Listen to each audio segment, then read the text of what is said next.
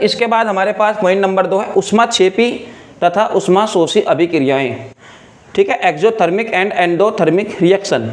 अब ऊष्माक्षेपी में क्या होगा, अब कुछ पदार्थ आपने देखे होंगे, जब हम दो यौगिकों को, तत्वों को या पदार्थों को आपस में मिला देंगे तो आपको गर्म नहीं करना है, वो खुद ही गर्म हो जाएगा। गर्म नहीं करना, वो खुद ही अगर गर्म हो रहा है तो ऊष्मा निकल रही है, हीट निकल रही है। आपने कहा कि क्या हम इसको दैनिक जीवन में देखे हैं, तो देख सकते हो आप। कैसे, आप मार्केट से शुष्क कली लाइएगा, जो कली होती है मोटी मोटी कली हमने देखी होगी, तो उसके ऊपर थोड़ा सा पानी डाल दोगे, तो पानी डालने के बाद आप क्या देखोगे, वो बहुत ज़्यादा हीट देगी, गर्म हो जाएगी। ठीक है, तो गर्म हो जाएगी मतलब आपको गर्म करने की ज़रूरत नहीं है, वो खुद ही आपको जो है गर्मी देगी। तो क्या हो जाएगा, ऊष्माक्षेपी। ठीक है, आपने कहा सर परिभाषा इसकी बना सकते हैं, बिल्कुल। वे रासायनिक अभिक्रिया जिनमें ऊष्मा निकलती है, आपको गर्म नहीं करना है, ऊष्मा खुद ही बाहर निकलेगी, ऊष्माक्षेपी अभिक्रियाएं कहलाती है। जैसे कार्बन और ऑक्सीजन को जब ये हम आपस में इनको कंबाइन करेंगे तो कार्बन डाइऑक्साइड बनेगी और 94,400 कैलोरी जो है खामखा निकलती है। ठीक है, ऐसे ही हेबर प्रक्रम विधि द्वारा जो हमारे पास नाइट्रोजन और हाइड्रोजन है, अगर हम इनको कंबाइन करते हैं तो इतनी ऊष्मा जो है निकलती है, 22,400 कैलोरी ऊष्मा जो है अपने आप निकलती है। हालांकि इस प्रोसेस में 450 डिग्री सेल्सियस ताप की भी ज़रूरत पड़ती है।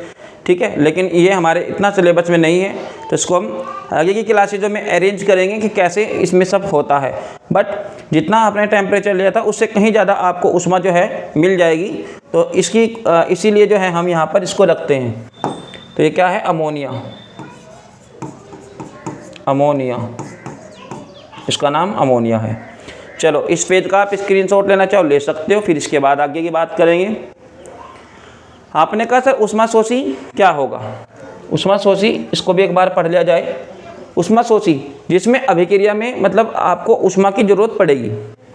अगर आप दो पदार्थों को आपस में कंबाइन करोगे तो वे ऐसे कंबाइन नहीं होंगी, बल्कि कंबाइन करने के लिए आपको हीट देना पड़ेगा, बाहर से गर्म करना पड़ेगा।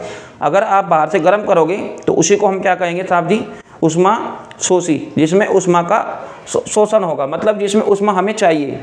वे अभिक्रिया जिनमें ऊष्मा की आवश्यकता होती है ऊष्माशोषी अभिक्रियाएं कहलाती है। देखो वेरी सिंपल डेफिनेशन है, बहुत ही सिंपल डेफिनेशन मैं यहाँ पर आपको बता रहा हूँ।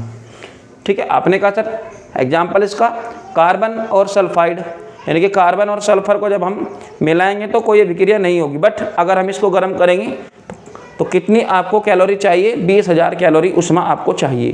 कार्बन डाइसल्फाइड जो है आपको मेन प्रोडक्ट मिल जाएगा।